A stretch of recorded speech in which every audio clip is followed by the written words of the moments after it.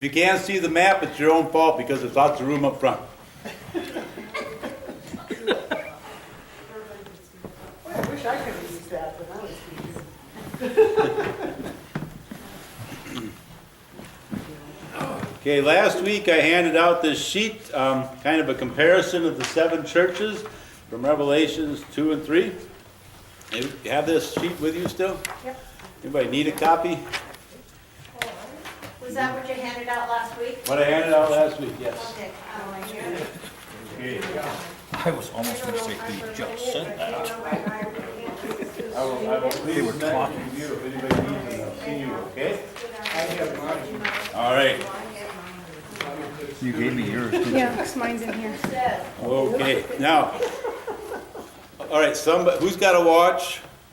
Okay, give me a 5-minute warning when I'm getting close to 10 o'clock. 5 minutes to 10, let me know, all right? Why, did you get in trouble last week? I didn't get in trouble, I bet it was nice. There were comments that, out of my hearing. No, I need to stop by 10 o'clock so I can get ready for something I have to do afterwards, 10:30.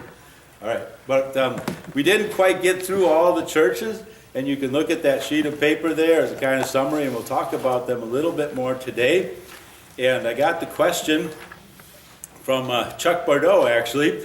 He asked me to look at a map and see, does it tell us anything about or give us any understanding for the 7 churches? And that was a good question, and so I did that. I looked at a map, and actually I saw a kind of story unfold here, so we'll talk about this in just a moment. And by the way, Chuck can't be with us today because the post office has decided to deliver mail on Sunday mornings. Okay? And so maybe we'll want to make that a topic of discussion. Packages. What Yes. does he do? He's a postal carrier.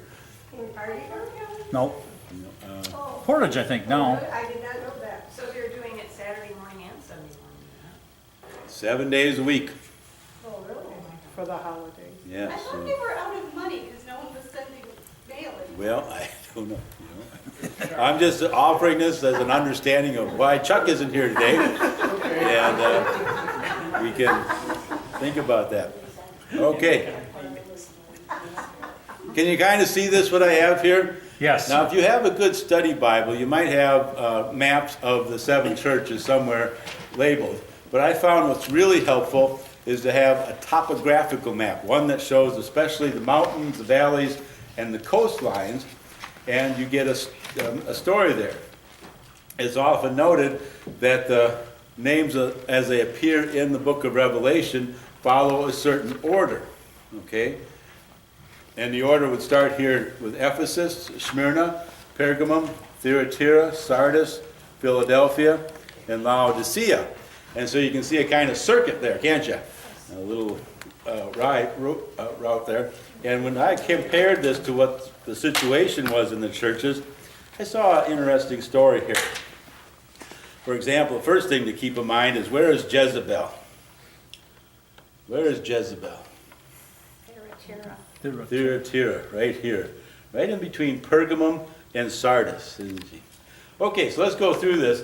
And as I was examining the maps, I kind of came up with a route in my mind of how this would work. That, of course, you have the coastal city of Ephesus and a harbor city. Smyrna is also imagined to have a harbor in it, but much more isolated, much more difficult to get to. And might be explained why Smyrna is the poorer of the two, right? And again, this is where it starts. So, and Pergamum does have independent access to the seas. There is a river channel that runs right on up to Pergamum, so you could access it this way from the coast. But I'm imagining what happened is someone came to Ephesus and started here and probably climbed the small mountains between here and Smyrna, because going around by sea is a long journey. Anyway, from Ephesus to Smyrna, and I got the approximate distances here just for comparison. Made about 50 kilometers according to my measurements. And then from Smyrna to Pergamum, about 100 kilometers, about twice as far.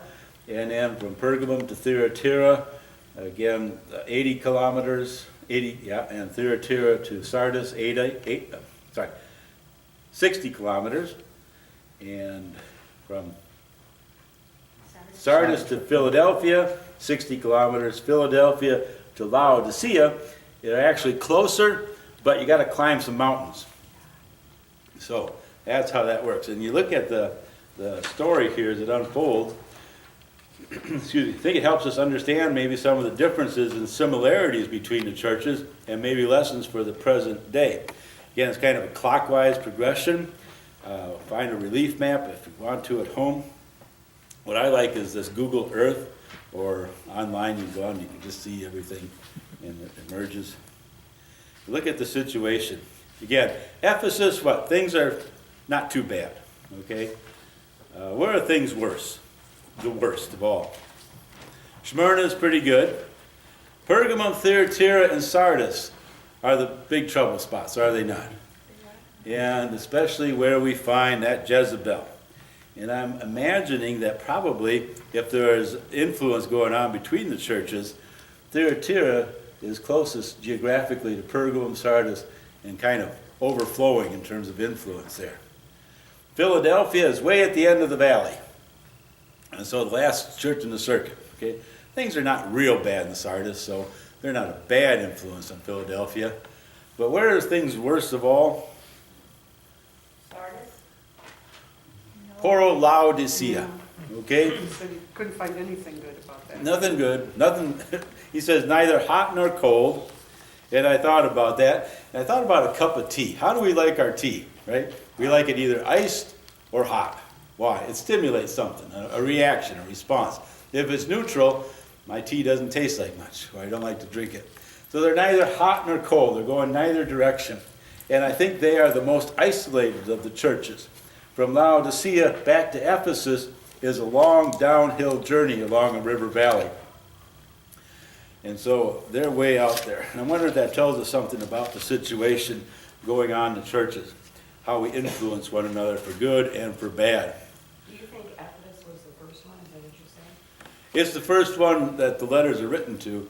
And again, when you look at the map, it's the most logical access point to the circuit. It's got the best harbor, closest to the world, so to speak. Ephesus exists today, doesn't it? There's something there. I don't know what the names, modern day names are. Are any of those other towns existent today? Philadelphia still has a congregation, still has Christian worshipers in it. Okay, there's a good area of study that I've not delved into. I just kind of briefly looked at the areas. And yeah, there are names of towns in all these places. Some have changed. Some sound similar to the ancient names. But you can do more research for me on that. Okay. What are they today? I was more interested in what they once were. What else can we learn about from the map? Okay. You see anything unfolding in your storyline? Be careful who you live next to. Okay. Anything else to be said about the 7 churches that we did not get to last week that you want to follow up on? Philadelphia is the church where I'd want to be. Is that right? Yeah. Jesus likes it there. In fact, he says he's gonna send people there. Send people there. Your Smyrna's not bad either, or Smyrna. Smyrna? Yeah, I like Smyrna. Humble church. Nice. All right. I had Shanna here today, and she's going to respond to a couple of things, questions that came up or something she reacted to. After class, she brought up an interesting point. You want to share that with the class? What exactly? The one we just talked about?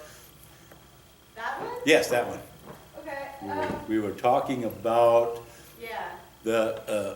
in Texas, people asking pastors to give their sermons so that they could be previewed, and Shanna had an interesting answer. Yeah, okay, so this comes from, I'm just prefacing, this comes from 3 years of studying the early church now, a time when Christianity was illegal, and a lot of the great treatises about who we are as Christians and what our faith means to us were written by men on their way to being executed for being Christians. And so I'd like to suggest that as Christians, you know, we live in a very strange place, actually, a very strange country, where we're given a lot of freedom over what we say and what we do and what we believe. And I'd just like to suggest that as Christians, we actually have no right to expect the government to do what we want it to do. That's not an inherent right we have as Christians. It's a right we have as Americans, as people in this country. And so what I've noticed in history is that dangerous things happen when religion and politics get mixed up. And that maybe if we actually want to make a difference in the political arena, we have to phrase things in political ways. Am I making sense, Dad, or not? Are you hearing what she's saying? Is that we are unique as a country, okay, and that we have so much control over our government. And that as Christians, we can't expect the government to kind of kneel down to us. As Americans, though, on the other hand, we can be appalled that they're asking pastors to hand out their sermons. But again, we have this kind of unique place. So look at it from the perspective of being a persecuted people. How would we respond to this request for a pastor to hand over his or her sermon to the authorities? You know, would we do it? Or would we rebel against it? What would be our place there? File suit. What's that? File suit. File suit. Okay. As Americans, we can do that. Yeah. Yeah. Again, living in another time and another place, persecution was to be expected. And persecution is to be expected in the future. You know, I looked that up and I did a little bit of research on that aspect, and it was Houston, and it is for ministers specifically. Mm-hmm. And so, I mean, I still think it's appalling, I still think it's unconscionable, but it seems to me then if it's individual people rather than a wholesale thing, it was a something that was done or said that bordered on the political rather than on the religious. That was the problem. Did it say what would happen to the pastors if they did not send them? I never heard that. No, because there was an outcry about it, and so they, as far as I could see, it wasn't going to go through. Well, it's kind of a blatant violation of separation of church and state. I mean, Yeah. you get much more blatant than Yeah. that. One of the things that come to mind there, though, is you're almost saying that as Christians, we should not be involved in politics? No, it's just the way we phrase things.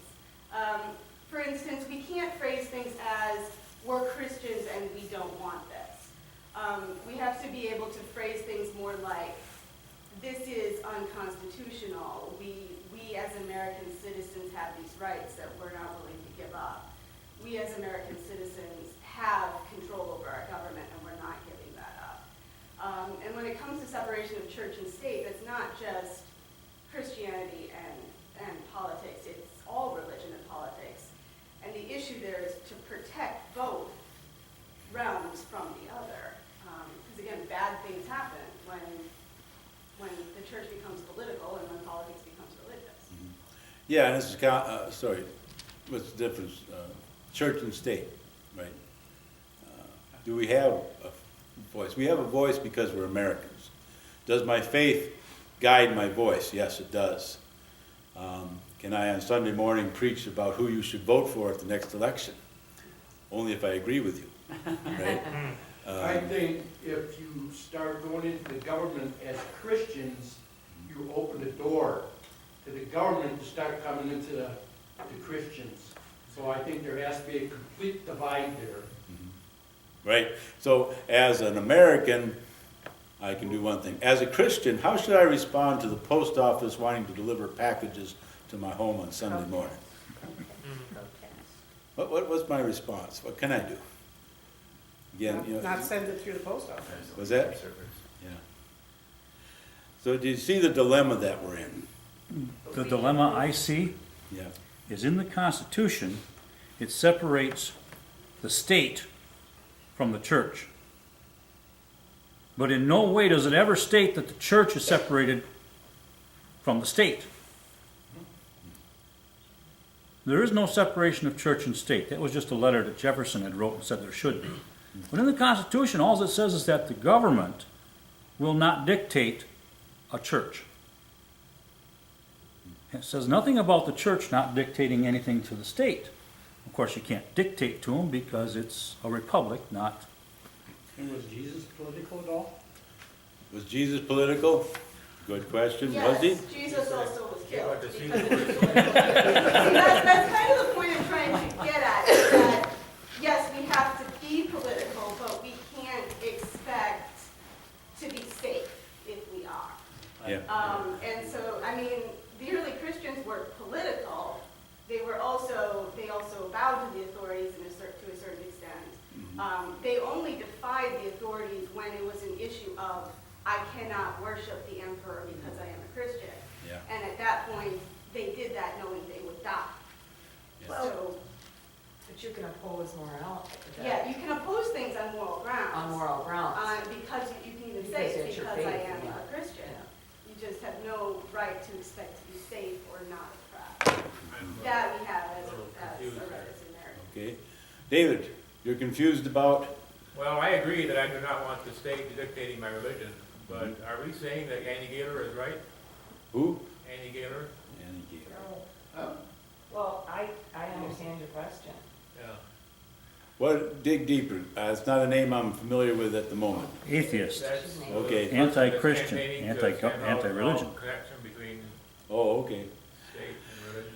But I heard an interesting statistic last night Okay. that there's only 5% of the people in the United States that are confessed atheists. That leaves 95% of the people who believe in a religion. And the guy who was talking said, why do we let 5% Exactly. scream and That's shout and exactly dictate right. to 95? No, he says the 95 is not all Christian. He says, I'm just saying that they believe in a religion. But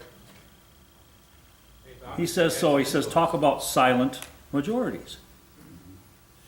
Yeah. He says 5% of them are screaming like crazy, and he says they're coming through loud and Yeah, clear. they've had some influences, Hmm? by the way. It's very easy, the squeaky wheel gets the grease. Yeah, Yeah, the voices prevail. And we've had the privilege of being large influence in our country for many, many generations, really, decades. And now people are questioning that. Just where is the place of the church? Where is the voice of the church? And why is it that the church is the one place that has the least voice these days? You know, if you're from another religion, it tends to be, if you're a minority religion, seems you have more voice these days. Do anybody else feel that? And because gotten to we're be so like big, Laodicea. what's that? We're gotten to be like Laodicea. Laodicea, We're neither. not hot or cold, we're neither just, hot nor cold. I don't care. I don't Apathy. care. He's run ramp. He didn't even mention the parties, nothing, he just said, go out and vote, that's Go out all he and vote. said. Oh my gosh, we had a lady in church that just had a fit and a half. Yeah. Well, that shouldn't be in the church, and she just, so no matter what you're gonna do or not do, you're gonna rouse somebody. Okay, yeah, but I think the point that Shannon made is very good. If you step out politically and you make a statement on behalf of your faith, be prepared to be crucified, right? Definitely. Yeah. And that's Does just that part. make it right And, or and she's wrong? not saying don't do it, she says That just should- be prepared. Should we be prepared to be crucified? Is that what our Christian faith says we should be doing if it's It's what correct? Christ If it's says. right. Yeah, But I would Jesus say said, yes. Render unto Caesar what is Caesar's. well, there's a whole section here in Revelation about the martyrs. Who were they? They were the ones who stepped out in faith, made a statement, and were martyred. So we have to stand up. And there's a point at which we can't give in to authorities. When authorities say to me, worship this other thing, this other God, I can't go that far. Hand over my sermon notes. If the president said it, I'd have to do it, you know.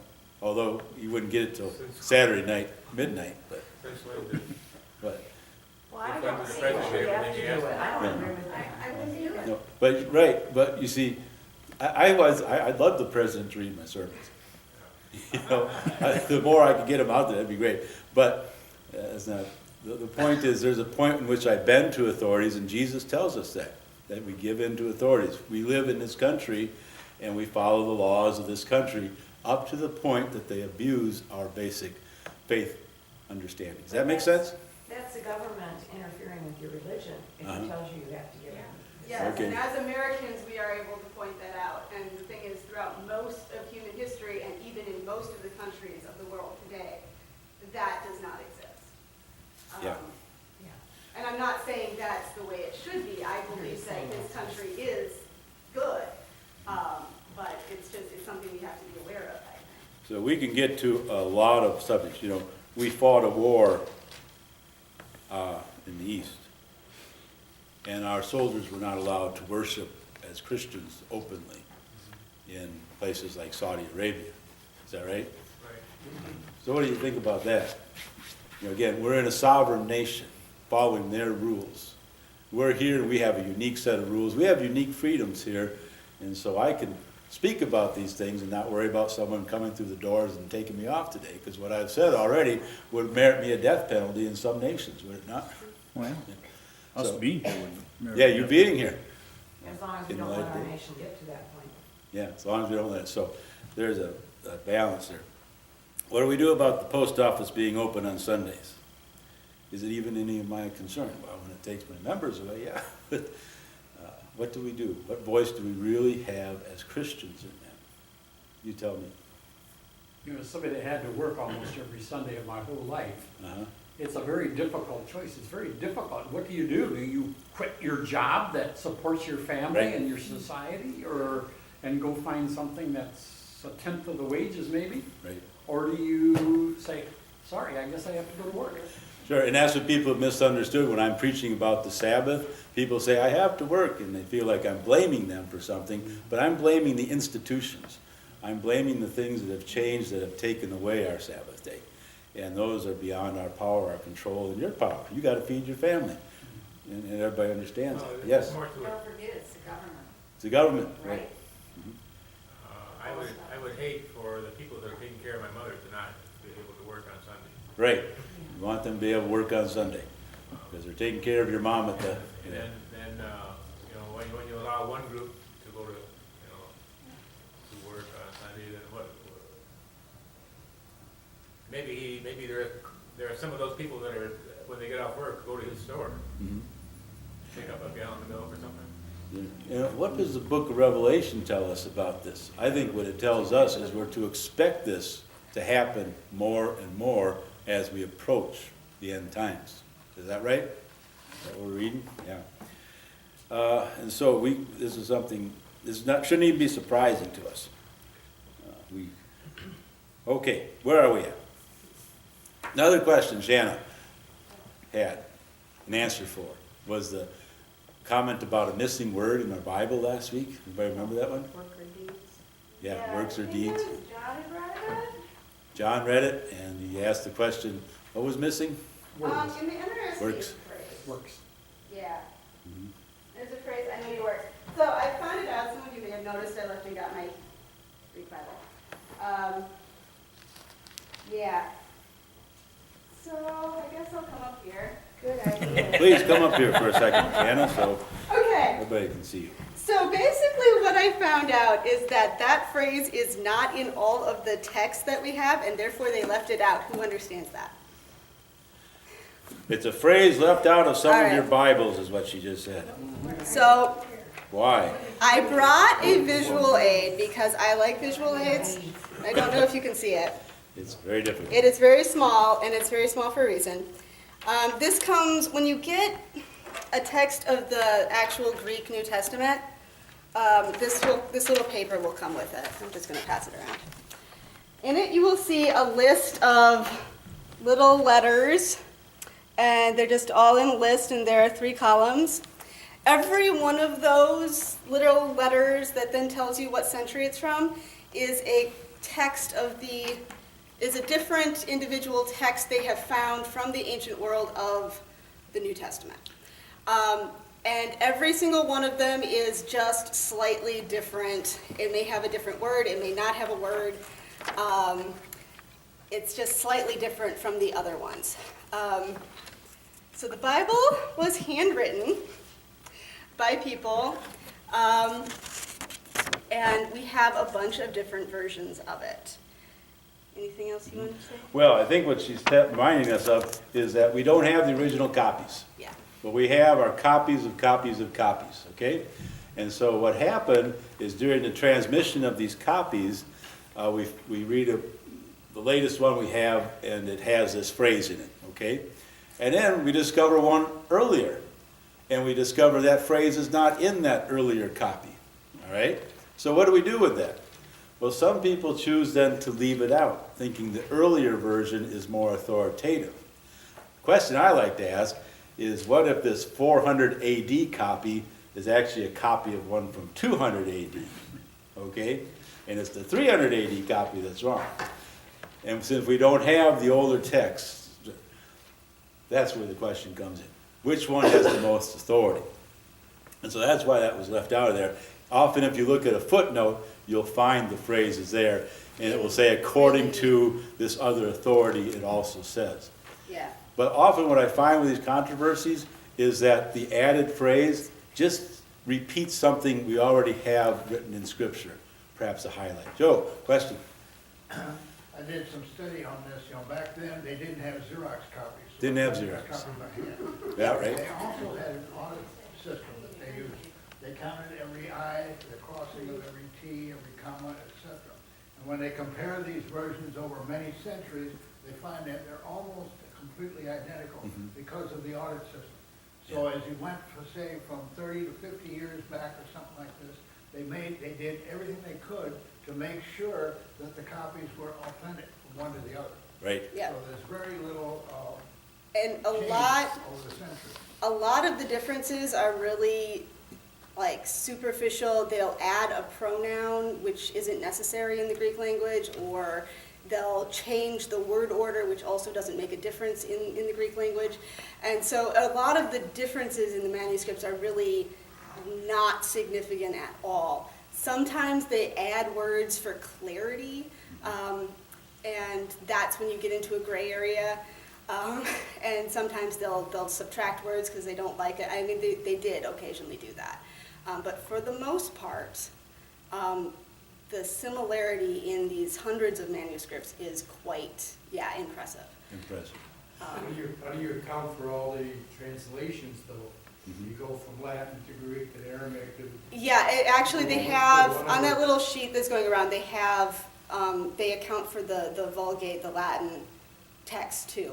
So translators do look at those when they compile these texts. This is not a copy of a text that we have, this is a compilation of Many texts. Of many For manuscripts. instance, I was talking about it changed significantly in a lot of those places in there. The word works was, and somebody said deeds. Well, occasionally they use deeds, but a lot of times they didn't. And to me, works means what we have to be doing as Christians a lot of times. So they completely leave that out on some Bibles and others. That's an put it issue in. of the Greek word, ergos, which means either deeds or works. It can be translated either way. So, A lot of times they just didn't translate, they just left it out completely. yeah, which and that's makes- because it's missing in one of the manuscripts or Yeah, something. Joe, get Okay, back to there's a that. difference between translation and transliteration. Translation is word for word. For example, potato is a pomme de terre in French. Okay, language is a living thing. We can all remember words that have a different meaning now. How many of you remember when AIDS was a diet candy? Yes. Okay, so we can keep on. Say 200 years ago, how many of those people think ever heard of a computer or electricity or telephone or automobile, etc.? So the thing is, when they're trying to do translation, artificial intelligence can go word for word, but what they're after in transliteration is the meaning today the same as the meaning was back whenever. Yeah, right. Let me just correct you on one thing. It's not transliteration, it's paraphrase. Transliteration is where I take a word and I make it sound like its ancient form. Okay, so it sounds like. But paraphrase is what you're talking about, putting it into modern lingo.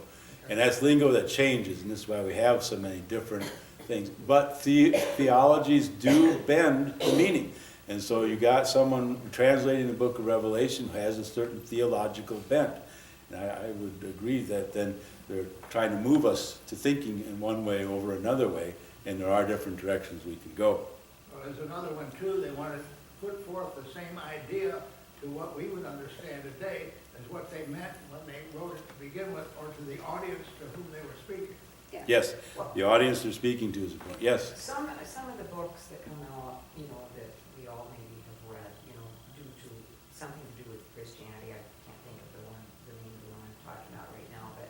they seem to be changing a little bit, some of what we believe, just a little bit, you know, just saying, well, gee, I'd like to think it was that way, and that sort of thing, or, I don't know, I have problems sometimes with those.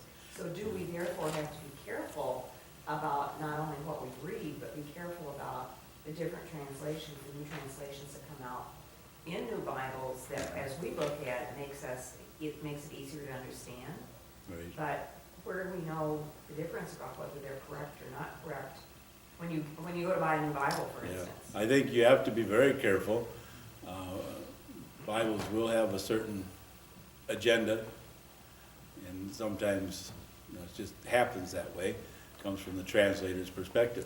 I like Bibles that are translated by large committees of people, because you get a broader perspective, and they're testing one another and checking one another out. And you should be very careful when you go choose your text. That's something you should come talk to your pastor about. Also, read the preface. I know Read the it's preface. long and boring and no one actually wants to read it, but it will, if you read it carefully, it will tell you what the translator's objective actually is. And occasionally they'll even state it, like we did this because we believe this or because we think this. So prefaces are actually helpful. Prefaces Even though are they're helpful, really boring. they help you understand. But most helpful is getting together like this, talking it out, and doing it, which I need to say right now. Our November newsletter, if you got our November newsletter, it suggests the pace that I want to keep to, and we're already kind of behind that pace. But I'm gonna kind of catch us up today. And what I want to say here is, you know, there's just a lot of topics that come up here in the book of Revelation, and we could spend months talking about works, faith, deeds, whatever, and we could get bogged down. But our purpose here between now and Christmas is to get an overview, and then hopefully we can come back and we can pick up on some of these topics of most interest. And I do want to get into the next lesson, is chapter 6 in our student book, which is chapters 4 and 5 in the book of Revelation. How many of you read chapters 4 and 5 of Revelation? Okay, everybody's there with me. So, and you found a lot of interesting images, did you not? Great stuff going on. We arrive at a place in Revelation where a lot of symbols are offered up. And you know, as a student of the Bible, I am often tempted when I come across these images to look at past scriptures. Where do I see this image in the Bible in another place? And you see in our student book that a lot of these images have many explanations. And there really isn't a common theme to many of them. I mean, scholars haven't gotten together and said, this is the most likely thing, okay? And so a lot of these that we're confronted with today in chapters 4 and 5 fit in that realm. I look at for example, 4 verse 3. Around the throne is a rainbow. Does it make you think of anything immediately?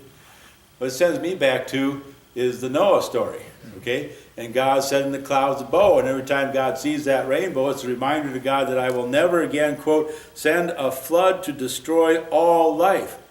And there's something going on there. Well, you know what? I really can't force that understanding into this text. And when I read it, I'm just looking at this amazing scene. This is God's throne room, and it looks like jewels encrusted and rainbows, and there's all these voices around, and there's these 24 elders around the throne, right? Who are they? We don't really know the answers to these, but you know, I'm just going to summarize quickly what I see in 4 and 5, and then maybe today we'll talk a little bit, and maybe next week we'll pick up on it. This is what I see. God's throne room is amazing, isn't it? Amen. And God is surrounded by this heavenly host. There is this one scroll, right? And how many seals does the scroll have? 7. 7 seals. Who can open this scroll? Jesus. Nobody except Jesus. Jesus, the Lamb on the throne. Can only be opened by Jesus. Neither you nor I can open the seals. He's the only one worthy enough to break the seals. And what we do, it shows that Jesus is the one worthy to be worshipped. Jesus, the Lamb on the throne, is the one worshipped by all. And this description of worship is just, in my mind, wow, right? That's all I can do. Wow. Multitudes of voices singing a common hymn. Wow, that's just amazing. Worshiping God. Can't wait to see it.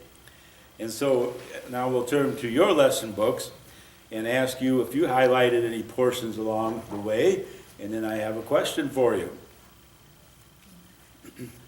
Did you have any questions or highlights that you wanted to lift up today from the lesson book? We talked about this before, but I guess I'll never come to grips with it, so. Okay, keep it before us. Well, it's on page 77 in the book. Okay. It says, nothing happens now, and nothing will happen in the future that is outside of God's control and command. Mhm. No matter what happens on earth, God in heaven is in charge of it all. Yep, charge of it all. And I have a problem, I mean, I believe it, but I have a problem with it. You have a problem with that, yes. Because I don't, and I know I don't have to, but I don't agree with anything that he's in control. I want to be in control. Yeah, you want to be in control, and you wouldn't do it exactly the same way. You know, is God in control of everything, and does that mean that God directs every detail? I'm not sure about that.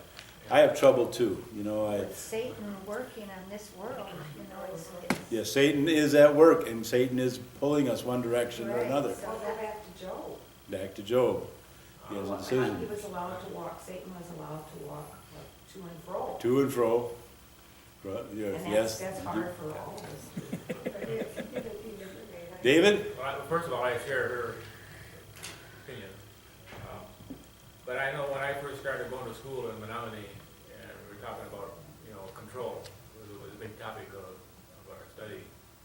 Production control, quality control, all that kind of stuff. And my background meant control meant an iron grip. Make things happen. And as we went on, it was more about knowing what's going on than actually making things happen. Yeah, two different perspectives there. Yeah. Let me ask the question to the class. How many of you think God is in control of every detail? This is a good feel there. Got no hands raised on that one. So there is something about us, our decision-making perhaps, that injects in this plan. So I guess we're all with you there, right? Comforting, isn't it? Yeah. I use the distinction, is God in control of every detail, or can he control every Can he? detail? The second part I believe. Oh, I believe that too, and I know But that like- we have freedom of choice, I understand all that, but it gives us free will. Yeah, I Yeah. did And then the next thing I look at is he can use anything that we do, even bad and evil, for his purpose. God can use anything we do for God's purpose. true. Experienced that many times too. And I mean, I agree, the frustration is, it's one thing to say freedom, you know, you have the freedom to choose, you have that. That makes sense when I'm making the decision to do something bad and something bad happens to me. When bad things happen to people who've never done anything bad, that's the hard part to do and to understand, and I realize that, and of course, I agree with you, Marge, only I would be in control, not you, I would be in Well, control. we fight. We would, but you know, when I was in charge of something, when I, just the little bit that I was in this little kind of mid-management thing, I found out that control meant putting out fires. Control, or being in charge meant dealing with situations as they came up. And so I think I've gotten a little bit more,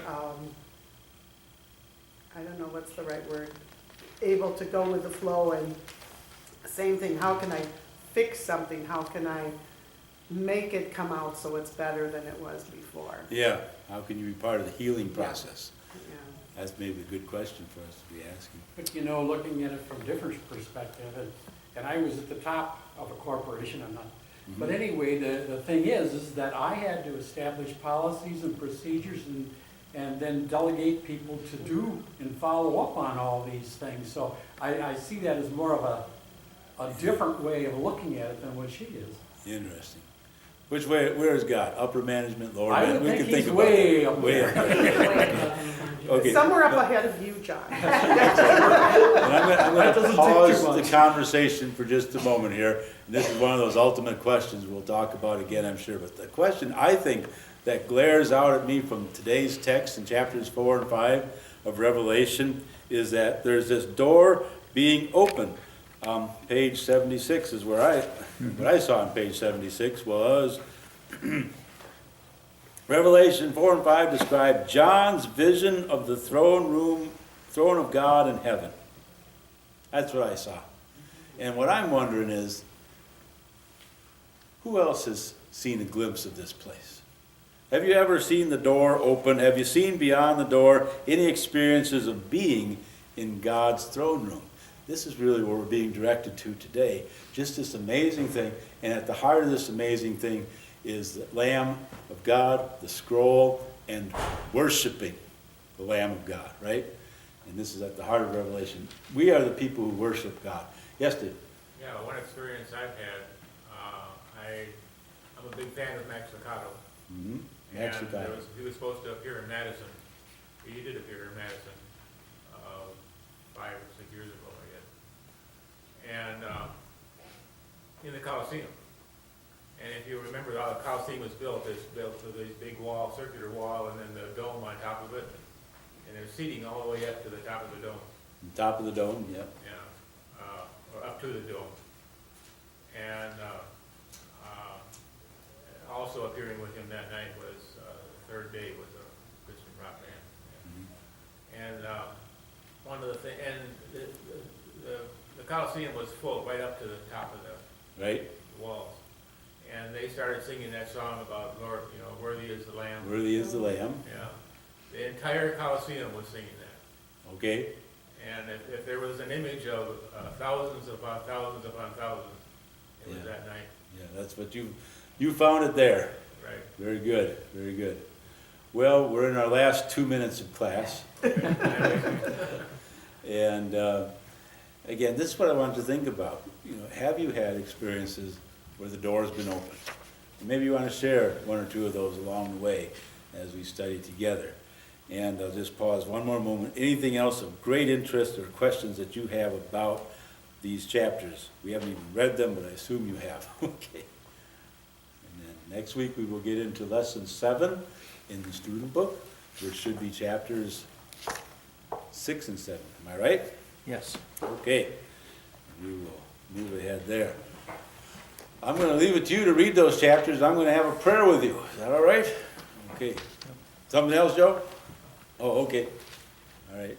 Then we'll bow in a word of prayer and just ask your blessing upon us, dear Lord, as we make our way into the week, as we delve into these words and draw together these many themes and images. God, help us just to see your radiance shining through it all.